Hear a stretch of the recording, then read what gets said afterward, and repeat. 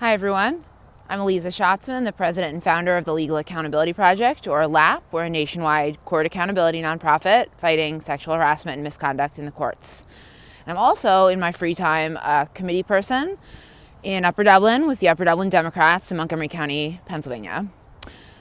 Today is the 5-year anniversary of January 6, 2021, when violent pro-Trump protesters stormed the U.S. Capitol to try to prevent the certification of Joe Biden's election victory, to try to keep Donald Trump in power. So I want to talk about the 5-year anniversary of January 6th and kind of what the future looks like for justice, accountability, and the rule of law. I watched January 6th unfold, probably like many of you, from my house. It was a pandemic, so I was in my parents' basement on the elliptical. This was after my clerkship had ended, before I'd moved back to D.C. to work in the D.C. U.S. Attorney's Office. You know, somebody who wanted to be a prosecutor, who believes in accountability, of course, my first thought was, will those who committed violent acts against the United States and against police be held accountable?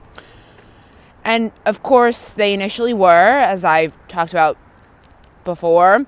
One of my friends was most recently a January 6th prosecutor, so he spent 4 years prosecuting those offenses.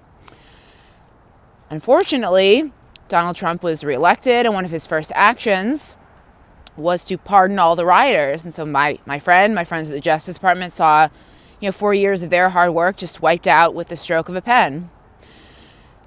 And it really made me think about how tenuous our laws and institutions are if just the change of a president can just wipe out convictions. And it really made me think about the importance of shoring up our institutions, because the law, frankly, depends on people following it, the Justice Department enforcing it, not just carrying water for the Trump administration, and, of course, the judiciary fairly and impartially interpreting it.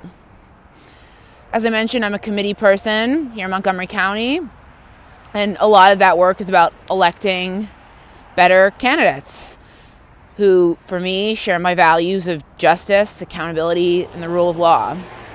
2026 is an election year. It's the midterms. 2026 is about electing better candidates, prosecutors, veterans, former federal workers, those who believe in accountability and understand that being a member of Congress is about your oversight responsibility to ask questions, send letters, hold hearings. 2026